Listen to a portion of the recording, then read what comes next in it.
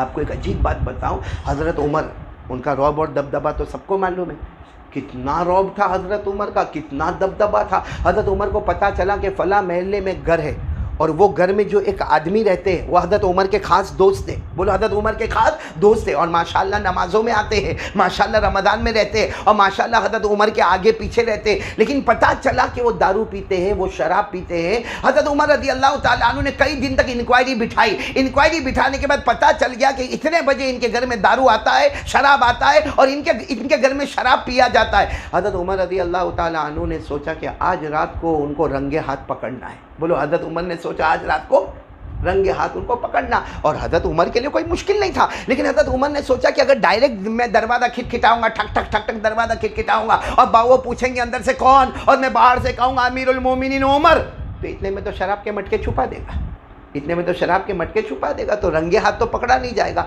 تو حضرت عمر نے پوری پلاننگ کی، رات کے سناٹے میں گھر کے پیچھے والی دیوار پہ چڑھے، اور دیوار پہ چڑھ کر اوپر کا چھت کھولے، اور چھت کھولنے کے بعد سیدھے چھلانگ لگائے، اور بالکل رنگے ہاتھ ان کے ہاتھ میں شراب کے مٹکے تھے، اور دوست احباب سب شراب پی رہے تھے، اور حضرت عمر ایسے جیسے آ گئے سیدھے، وہ سب کے سب کانپنے لگے، امیر المومنین امیر المومنین امیر المومنین عمر آ گئے، امیر المومنین عمر۔ اور حضرت عمر نے بڑے غصے میں، بڑے جلال میں، بڑے رعب اور دبدبے میں حضرت عمر نے کہا تم نمازیں پڑھنے آتے ہو نا، تم رمضان کے روزے رکھتے ہو نا، تم حج کرتے ہو نا، تم عمر عمر کر کے میرے آگے پیچھے ہوتے ہو نا، اور تمہارے گھر میں یہ شراب، یہ دارو کی محفل۔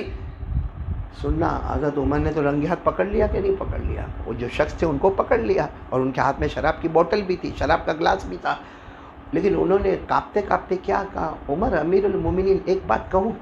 حضرت عمر نے کہا کہو۔ کہا میری ایک غلطی ہے، میں کیا کر رہا ہوں؟ ارے بولو نا، میں کیا کر رہا ہوں؟ شراب پی رہا ہوں، میری غلطی۔ لیکن عمر تمہاری 3 غلطیاں ہوئی، آپ امیر المومنین، آپ بہت بڑے ہیں، لیکن پھر بھی میں آپ کو بتاؤں کہ میری ایک ہوئی ہے، آپ کی کتنی ہوئی ہے؟ حضرت عمر رضی اللہ تعالیٰ عنہ چوکے، کہنے لگے میں نے کون سی غلطی کی؟ ارے رنگے ہاتھ تجھے دارو پیتا ہوا پکڑ لیا، شراب پیتا ہوا پکڑ لیا، میں نے کون سی غلطی کی؟ شخص نے کہا آپ کہاں سے آئے؟ بولو نا، کہاں سے آئے؟ چھت سے آئے۔ اللہ قرآن میں کہتا ہے دروازے سے آؤ، قرآن میں کہیں اللہ نے یہ نہیں کہا کہ چھت پھاڑ کے آؤ۔ پوچھو اللہ قرآن پاک میں فرماتا وَأْتُوا الْبُيُوتَ مِنْ أَبْوَابِهَا، اللہ تبارک و تعالیٰ فرماتے کسی کے گھر میں جاؤ تو بولو کہاں سے جاؤ؟ اب جیسے میرے کو یہاں پر بلایا، میں سیدھے یہ دروازے سے آیا، ایسا تو نہیں کہ پیچھے والی کھڑکی سے آیا یا پیچھے کوئی سیڑھی لگائی اور وہاں سے آئے، بھائی سیدھی بات ہے، قاعدہ قانون ہے، دروازے سے آؤ۔ وَأْتُوا الْبُيُوتَ مِنْ أَبْوَابِهَا، اللہ کہتا دروازے سے آؤ۔ تو وہ شخص کہتے ہیں عمر آپ امیر المومنین ہیں، لیکن آپ کی پہلی غلطی ہے کہ آپ پیچھے دیوار چڑھے، چھت کو پھاڑے، اور پھر آپ میرے پاس آئے۔ کیا اللہ اس کا حکم دیتا ہے کہ چھت کو پھاڑ کے کسی کے گھر میں جاؤ؟ حضرت عمر نے کہا غلطی تو ہو گئی۔ کہا یہ تو ایک ہے، دوسری بھی غلطی ہوئی۔ حضرت عمر نے کہا وہ کون سی غلطی ہوئی؟ کہا سلام کیا کیا آپ نے؟ آپ تو ڈائریکٹ آئے اور چلانا شروع کر دیا، آپ نے سلام کیا کیا؟ حالانکہ قرآن کہتا ہے جب گھر میں جاؤ تو، ارے بولو نا، گھر میں جاؤ تو سلام کرو، بلکہ کہا کہ کسی اور کے گھر میں جاؤ تو پہلے اجازت لو۔ آپ نے اجازت لی؟ ارے بولو آپ نے اجازت لی؟ نہیں۔ آپ نے سلام کیا؟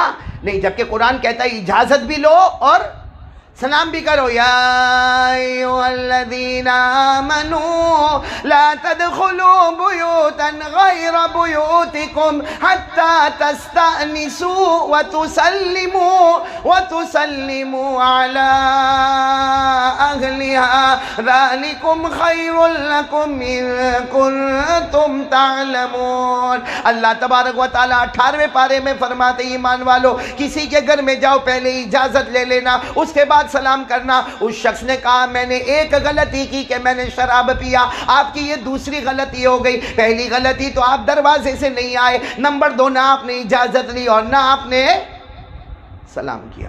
حضرت عمر نے کہا یہ بھی غلطی ہوئی۔ کہا ایک اور غلطی ہوئی۔ کہا کیا؟ کہا کسی کے گناہ کو تلاش کر کر کے آنا نہیں چاہیے۔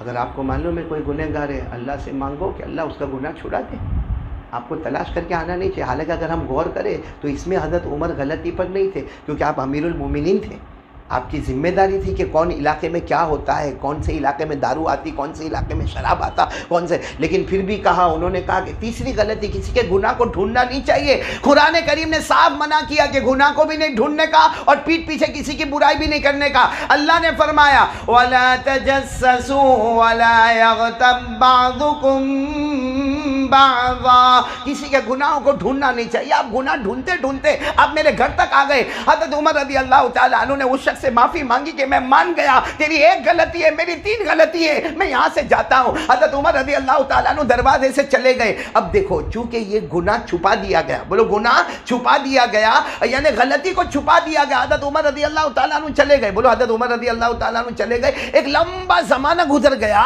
اس کے بعد ایک دن حضرت عمر بیٹھے تھے، وہی شخص سامنے آئے، بولو وہی شخص، کون؟ جو شخص وہ آئی سامنے آئے اور آ کے ایسے حضرت عمر کے گلے لگے، بھائی معانقہ کیا کھڑے ہو کر۔ حضرت عمر نے معانقہ کرتے کرتے کان میں کہا، اے بھائی اس دن میں آیا تھا، تم شراب پیتے تھے، میرے اللہ کی قسم میں نے کسی کو بتایا نہیں، حالانکہ لوگ تمہارے بارے میں پوچھتے ہیں، لیکن میں نے کبھی کسی کو بتایا نہیں کہ میں نے تم کو رنگے ہاتھ پکڑ لیا تھا کہ تم شراب پی رہے تھے۔ تو وہ شخص بھی معانقہ کرتے کرتے بہت روئے، کہا اللہ کی قسم اس رات کے بعد سے میں نے شراب کو کبھی اپنے منہ پہ بھی نہیں لگایا۔ یہ کیوں ہوا؟ ایسا کیوں ہوا؟ یہ گناہ کیوں چھوٹ گیا؟ کیونکہ حضرت عمر کا اس میں بہت بڑا کمال ہے کہ آپ نے گناہ کو دبا دیا تو اللہ نے بھی فرمایا کہ جاؤ میں نے اس گناہ کو ختم ہی کر دیا۔